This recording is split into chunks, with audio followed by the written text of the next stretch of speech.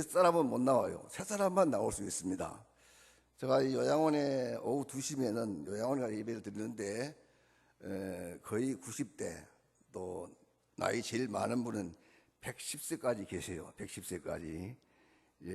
우리 여기 어르신들은 그렇게까지 나이 많으신 분이 안 계시는데, 제일 좋아하는 찬송이 463장 나 이제 주님의 새 생명 얻은 몸. 이렇게 다 늙으셔가지고 그야말로 오늘만 내일만 하는 분도 새 사람을 좋아해요. 새 사람. 근데 어떻게 이 다 늙은 사람이 새 사람이 될 수가 있겠습니까? 누구든지 그리스도 안에 있으면 새로운 피조물이라. 우리가 예수님을 나의 구주로 믿음으로 말미암아 이 새 사람, 이것은 일본 사람이든지 미국 사람이든지 한국 사람이든지 중국 사람이든지 유대인이든지 누구든지 예수를 구주로 믿으면은 새로운 피조물, 새 사람으로서 하나님의 보좌 앞에 나갈 수 있다라고 하셨거든요. 이 역사적으로 볼 때 가장 야만적인 일이 인종차별이라고 할 수가 있습니다. 그래서 심지어 이제 다른 인종을 노예로 삼는 이런 무자비한 일을 자행했지 않습니까? 근데 우리 예수님께서 그야말로 전격적으로 이제 대대적으로 인종차별을 철폐하셨어요. 그래서 우리 기독교야 아이러니컬하게도 우리 개신교회에서 이제 이 노예 제도를 많이 활용을 했던 것은 정말 뼈아픈 일이 아닐 수가 없습니다.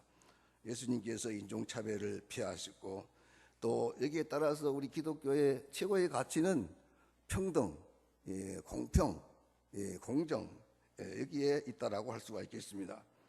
그러므로 혈통으로 유대인이 아니고 할례받지도 않았지만은 예수께서 나의 죄를 대속해 주신 대제사장님을 믿는 사람들은 예수님이 무너뜨린 담을 넘고 또 지성소를 가린 휘장이 찢겨진 그 길로 하나님의 보좌 앞으로 나아갈 수 있게 되었습니다. 우리에게 예배의 길을 열어주신 예수님의 공로를 확신함으로 하나님 은혜의 보좌 앞에 담대히 나아갈 수 있는 성도들 되시기를 바랍니다. 여기서 담대히라는 말이 바로 제가 설명드린 그거예요. 이 성경의 증거를 마음에 확신하고 믿음으로 나가라. 담대히 나아갈 수 있는 여러분 되시기를 바라겠습니다. 오늘 본문이 말하는 하나님의 보좌는 은혜의 보좌입니다. 하나님의 보좌는 심판의 보좌가 있기도 하다고 하죠. 우리가 자원함으로 은혜의 보좌 앞에 나아갈 수 있으면 참으로 다행이고 감사하겠지만은 그렇지 못한 사람은 강제로 억지로 끌려서 심판의 보좌에 나가게 될 것입니다. 그래서 심판의 보좌 앞에 나가기 싫으면은 먼저 은혜의 보좌 앞에 나와야 돼요. 그렇기 때문에 은혜의 보좌가 얼마나 좋은지를 알 수가 있습니다. 그리고 이 불쌍히 여기심과 때를 따라 돕는 은혜를 얻을 수 있는 은혜의 보좌이기에 나이아의 십자가에 죽으신 예수 그리스도의 공로를 의지하고 담대히 나아갈 수 있게 하였습니다. 이 예배는 구속함을 받은 자들이 하나님께 감사하며 또 때를 따라 돕는 은혜를 받을 수 있는 은혜로운 자리예요. 예배의 자리는 심판과 저주의 자리가 아니고 은혜와 축복의 자리인 것입니다. 그러므로 은혜와 축복을 사모하면서 기쁨으로 나와 예배하는 여러분 되시기를 바라겠습니다. 이와 같은 효과를 얻도록 예배는 몇 가지 요소를 가지고 있습니다. 이제 기도와 찬양과 또 봉헌과 말씀과 축도, 이외에도 교동문, 사도신경 이런 등등 여러 가지가 있습니다만은 일단 이 5가지를 기본 요소로 하고 있는데, 먼저 기도를 생각해 보겠습니다. 근데 기도는 개인적인 신앙생활의 중요한 요소이지만은 역시 예배의 중요한 요소입니다. 기도라고 하는 것은 무엇을 달라고 구하는 것 아니겠습니까? 그래서 얼른 생각하면은 우리가 사람 생각을 하면 우리가 하나님 앞에 자꾸 뭘 달라고 그러면은 하나님이 몹시 귀찮아하지 않을까 하는 이런 우려를 할 수가 있습니다만은, 그러나 하나님은 부족함이 없는 분이에요. 능치 못함이 없으신 분이기 때문에 우리가 필요한 것을 모두 다 채워주고도 남는 분이시기 때문에 귀찮아하기보다는 내가 나를 그만큼 믿고 의지하는구나 라는 그러한 마음으로 기뻐하십니다. 오히려 구하지 않는 것을 하나님께서 미워하시고 벌하리라고 경고했습니다. 스바냐 1장 12절에 보니까 그때 내가 예루살렘에서 찌꺼기같이 가라앉아서 마음속에 스스로 이르기를 여호와께서는 복도 내리지 아니하시고 화도 내리지 아니하시리라 하는 자들을 등불로 찾아서 벌하겠다. 하나님 앞에 구하지 않는 것은 심각한 죄를 짓는 것이라는 것을 경고하였습니다. 그렇기 때문에 우리는 늘 쉬지 말고 기도하라 하는 말씀에 따라서 이제 언제든지 뭐 식사할 때도 그렇지만 뭐 자기 전에도 일어나서도 또 이렇게 열심히 있으시면 또 새벽에 나와서 이렇게 새벽 기도회도 하시고 또 그렇지 못하다 하더라도 어느 때든지 꼭 형식에 구애받지 않고 우리의 필요한 것을 하나님께 맡기고 기도하는 것이 우리 신앙생활의 중요한 부분이라고 할 수가 있겠습니다. 이거 나이가 좀 들어가니까 기도할 일이 자꾸 많아지는 것 같아요. 염려도 많아지고 주름도 많아지지만은 기도할 일이 많아지기 때문에 기도하지 말라고 해도 기도하지 않을 수가 없어요. 우리 믿는 사람들은 점점 살아가면서.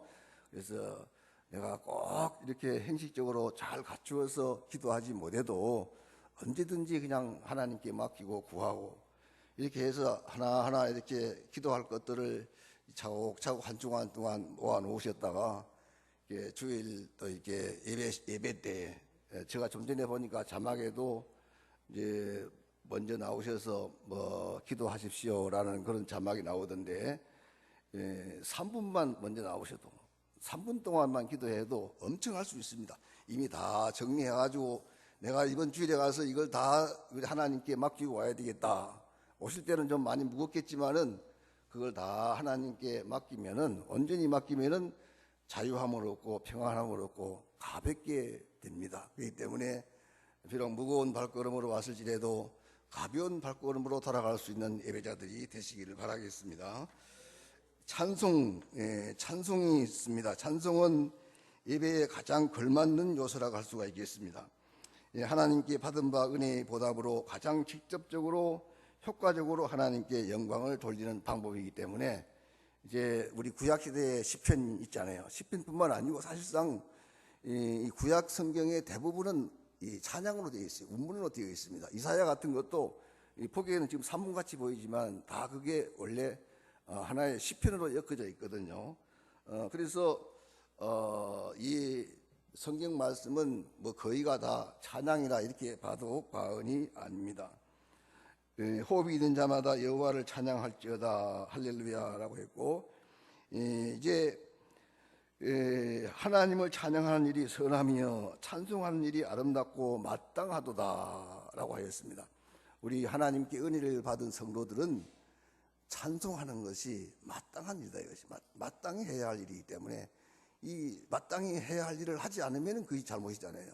그래서 이제 찬양을 통해서 하나님께 영광을 돌려드리는 것이 예배의 중요한 부분이라고 할 수가 있습니다. 근데 이제 이 중요한 시간에 이 성심껏 찬양을 하지 않는 분들이 계세요. 이렇게 그러나 우리가 마음을 다하고 힘을 다해서 하나님을 영화롭게 할 목적으로 힘있게 찬양을 하게 되면 하나님이 영광을 받으시고 우리에게는 은혜를 베풀어 주십니다. 우리 한국 사람들은 그렇게 합리적이지도 않아요, 보면. 그리고 그렇게 의지적이지도 않아요. 다만 감성이 풍부해요. 감성이 풍부하기 때문에 우리 이 찬송도 우리 이제 예배에 대단히 중요한 몫을 하고 있습니다. 제가 이제 1970년, 72년 제가 대학 2학년 때예요. 그때 이제 외국 OM 선교사에서 나와가지고 청바지도 입고 통기타를 치고 복음송을 했는데 그게 적어도 우리 교단에서는 처음 있던 일이에요. 처음 있는 일. 그때만 해도 교회에서 기타를 친다는 것은 엄두도 못 냈어요. 이제 물론 이 드럼은 두말할 것도 없고 그때 이제 그분들이 와가지고 하는 말이 한국에 와 보니까 찬송이 살아있대요. 찬송이 얼마나 뜨겁고 간절하게 울려지는지 분명히 하나님께서 우리 한국 교회를 부흥시켜 주실 것이다. 이런 예언적인 이야기를 했는데 과연 우리 7, 80년대에 이르러서 얼마나 한국 교회가 크게 부흥했습니까? 한국 교회의 부흥에 큰 역할을 한 것이 찬양이에요, 바로. 또 우리가 정말 또 예배를 잘 드릴 수 있는 부분도 역시 마찬가지입니다. 또 이제 찬양은 아삽의 4,000명으로 24반을 나누어서 찬양대를 조직했죠. 성전 찬양대. 이 찬양대가 올 때 이 거룩한 구름이 제단을 덮어가지고 제사장들이 길을 찾을 수 없을 만큼 헤맬 정도로 그렇게 하나님이 영광을 받으셨다는 것이 나와 있습니다. 이제 이 찬양대를 통해서 우리 성도들의 찬양을 돕고 하나님께 영광을 돌려드립니다.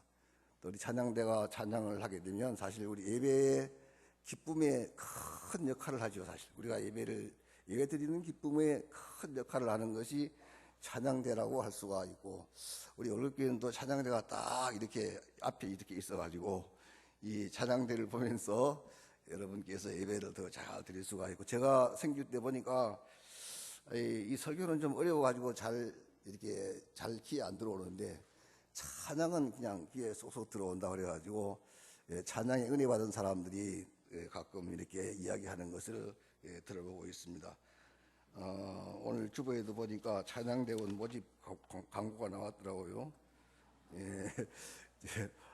제가 이제 오늘 일부 예배 드리고 잠시 쉬다가 9시 40분쯤 올라왔는데 벌써 그때 와가지고 연습하고 있어요. 이 찬양대도 쉬운 일이 아니에요, 사실. 연습도 많이 해야 되고 끝나고 해야 되고 또 무슨 절기 때 되면은 또 평일날 모아서 해야 되고 결코 이 호강하는 자리가 아니거든요. 그러나 우리의 이 헌신을 통해서 하나님이 영광을 받으시고 또 우리 모두가 다 함께 은혜를 받는다고 할 때에 더 많은 분들이 기꺼이 자원해서 하나님께 영광을 돌렸으면 합니다. 봉헌을 한번 생각해 보겠습니다. 예물 드리는 것이죠. 우리가 정말 우리의 재산이라고 하는 것은 우리 피와 같잖아요. 우리 살과 같잖아요. 우리에게 그렇게 중요한 것인데 그것을 드린다는 것은 하나님은 나의 주이시고 내게 있는 모든 것이 다 주의 것임, 내 삶의 주권자가 내가 아니라 우리 하나님심을 고백하는 행위가 하나님의 봉헌이라고 할 수가 있겠습니다. 이 봉헌의 기준은 역시 이제 11조죠. 레위기 27장 30절에 보니까 그 땅의 10분의 1 곧 그 땅의 곡식이나 나무의 열매는 그 10분의 1은 여호와의 성물이라 해서 하나님이 그것으로 아예 구별해 두라는 겁니다. 우리의 소유의 소득의 10분의 1은 하나님의 것이다 라고 아예 구별해 놓으시고, 근데 말라기에서 보니까 만약에 하나님께 드리지 않는 것은 11조를 하나님께 드리지 않는 것은 나의 것을 도둑질했다, 하나님의 것을 도둑질했다라고 했고, 또 11조의 축복을 약속하셨습니다. 너희에게 복을 쌓을 곳이 없도록 붙지 아니하나 시험해 보라라고 하였습니다. 그러나 이제 11조는 계명이거나 어떤 세금이거나 그런 성격은 아니에요. 우리 감사의 예물이기 때문에 생명은 자원하는 마음으로 즐거운 마음으로 기꺼이 드리는 데 있다라고 할 수가 있겠습니다. 다윗은 정말 우리 예수 그리스도의 왕직을 예표하는 이런 이스라엘 역대 왕 중에 가장 훌륭한 왕이었죠. 뿐만 아니라 신앙의 모범이 되는 분이었어요. 신앙의 모범이었다. 첫째는 찬양으로, 시편의 절반 가량이 다윗의 시잖아요. 그 주옥 같은 이제 다윗의 시들을 통해서 우리가 많은 은혜를 받는데 이게 찬양의 사람이었고, 또 중심이 좋았습니다. 그를 보니 그가 내 마음에 합한 자라, 내 마음에 드는 자였다.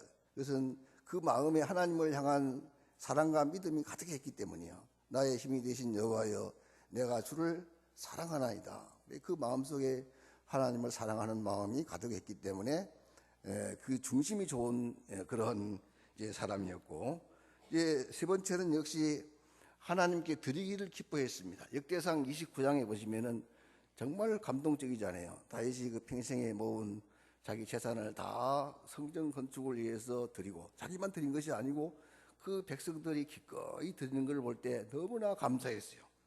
나와 내 백성이 무엇이기에 이처럼 즐거운 마음으로 드릴 힘이 있었나이까. 그리고 우리 봉헌사 하시지요. 봉헌사가 여기서 나왔습니다. 모든 것이 주께로 말미암아 싸우니 우리가 주의 손에서 받은 것으로 주께 드렸을 뿐이니이다. 가부에 두렙돈도 있습니다만 이게 아주 작은 것이지만, 그러나 그 가부에게는 전체였어요. 우리가 온 마음과 정성을 다하여 하나님께 드릴 때 하나님도 많은 것으로 채워주시고 복을 주시겠다고 약속하셨습니다. 그렇게 적든 많든 하나님 앞에 기꺼이 들으심으로 하나님을 기쁘시게 하는 이런 봉헌자들이 되시기를 바라겠습니다. 또한 우리 예배 중에는 하나님께서 은혜를 베풀어 주시는 것이 있는데, 복을 내려주시는데, 첫째는 말씀입니다. 이 말씀은 예배의 모든 요소, 찬송도 말씀으로 이루어져 있고, 역시 기도도 우리가 말씀과 연관해서 기도하게 되고, 또 특히 교동문, 신앙고백 다 그 말씀이 배어 있지만은 이 목사가 선포하는 설교로서 본격적인 은혜를 베풀어 주십니다. 이 말씀은 하늘에 만나를 내린 것 같이 영의 양식으로 주시는 것입니다. 인생은 화초와 다를 바 없이 화창하게 피어나 곧 시들어버리지만은 요즘 이 늦가을에 푸르던 잎이 단풍이 되고 떨어져서 길가에 나뒹구는 걸 볼 때 우리 인생 무상을 느끼지 않습니까? 이렇게 우리 육체는 이렇게 무상한 것입니다. 그러나 하나님의 말씀은 세세무궁토록 있는 말씀으로 이 성도들로 하여금 영원한 삶을 얻게 하는 것입니다. 또한 우리가 갈 길을 비춰주는 내 발의 등이요 내 길의 빛이 됩니다. 그래서 우리가 어떻게든 하나님의 말씀의 은혜를 받는 것이 우리 그리스도인의 어떤 동력이 되고 그야말로 은혜가 된다고 할 수가 있겠습니다. 그 비결이 어디에 있습니까? 데살로니가전서 2장 13절에 보니까 이 데살로니가에 있는 성도들의 믿음이 좋았어요. 그런데 바울과 그 일행이 전한 말을 사람의 말로 받지 아니하고 무엇으로 했습니까? 하나님의 말씀으로 받았기 때문에 그들이 믿음이 좋았어요. 이 반면에 고린도 교회는 좀 틀렸습니다. 고린도 교회는 그야말로 문제 많은 대표적인 교회. 그번에는 파가 4파나 있어가지고 서로 싸우고, 또 뭐 우상 문제, 또 칠계 문제, 소송 문제 등등 오늘날 현대 교회가 안고 있는 모든 문제를 다 가지고 있는 것이 고린도 교회인데, 먼저 그들은 은혜를 받지 못했습니다. 그래서 바울과 그 일행이 전한 말이나 그 약속을 불신하는 경향이 있었어요. 그래서 고린도후서 1장 19절에서 20절에 보니까 너희 가운데 전파된 하나님의 아들 예수 그리스도는 예하고 안일함이 되지 아니하셨으니 그에게는 예만 되었느니라 라고 해서 이 하나님의 말씀을 아멘으로 받음으로 말미암아 하나님께 영광이 돌려지고 또 우리에게는 은혜를 받게 된다라고 하는 것입니다. 그래서 하나님의 모든 말씀을 아멘으로 받음으로 말미암아 말씀의 은혜가 풍성한 여러분의 삶이 되시기를 바라겠습니다. 축도가 있습니다. 축도는 우리 조 목사님께서 자주 하시는 제사장 축도, 주로 하나님이 은혜를 베푸시고 또 평강을 내리시는 그런 축도가 있고, 고린도후서 13장 13절에 사도의 축도가 있는데 다 평강을 기원하고 성삼위 하나님이 함께 주시는 것을 약속하신 것입니다.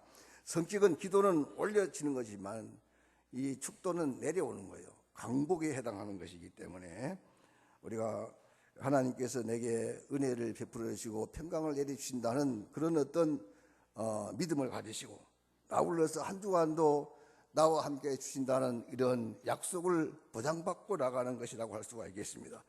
우리가 축도할 때 영원토록 함께 하리잖아요. 사실 성경에 보면 그런 말은 없는데 우리가 좀 멋지게 하려고 하니까 그렇게 합니다만, 제가 볼 때는 축도의 효과는 한 주간 그래야 매주마다 와서 또 축도의 복을 받고 한 주간도 하나님이 나와 함께 하시는 그런 축복된 삶을 누리게 될 줄로 믿습니다. 우리 인생은 질그릇이라고 말했습니다. 연약하고 무능합니다. 그렇기 때문에 하나님이 우리를 동정해 주셔야 되고 하나님의 은혜를 베푸시고 하나님이 도우셔야 살아갈 수가 있습니다. 위에서 우리는 어떻게 해야 되겠습니까? 예배를 드려야 됩니다. 하나님의 보좌 앞에, 은혜의 보좌 앞에 나와서 담대히 예배를 드리고 또 모이기를 힘쓰고 또 이 예배를 사모해서 하나님께 더 가까이 나올 때 주마다 달마다 해마다 하나님의 은혜와 축복이 더해가는 이런 복된 삶을 누리게 될 줄로 믿습니다. 이런 훌륭한 예배자의 삶을 살아가는 우리 월요교회 성도들 되시기를 예수님의 이름으로 축원합니다. 아멘. 하나님 아버지 감사합니다. 오늘도